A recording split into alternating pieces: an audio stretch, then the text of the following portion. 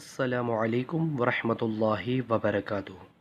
سخت اختلافات میں امت کو کیا حکم ہے؟ حضرت عباس بن سائرہ رضی اللہ تعالیٰ عنہ فرماتے ہیں کہ ایک دن رسول اللہ صلی اللہ علیہ وسلم ہمارے درمیان کھڑے ہوئے اور ایسا جامع آواز کیا کہ دل کانپ اٹھے اور آنکھوں سے آنسو بہہ نکلے۔ عرض کیا، یا رسول اللہ صلی اللہ علیہ وسلم، آپ نے ہمیں ایسی نصیحت فرمائی ہے جس طرح رخصت کرنے والا نصیحت کرتا ہے، آپ ہم سے کوئی عہد لے لیجئے۔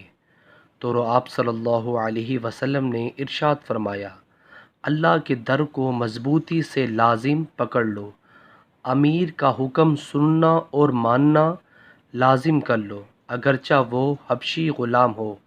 ان قریب تم میرے بعد سخت اختلاف دیکھو گے، تو اس وقت تم میری اور میرے ہدایت یافتہ خلفاء کی سنت کو لازم کر لینا، ان کے طریقوں کو دانتوں سے پکڑ لینا، بدعات سے اپنے آپ کو بچانا، کیونکہ ہر بدعت گمراہی ہے۔ ابن ماجہ کی حدیث ہے۔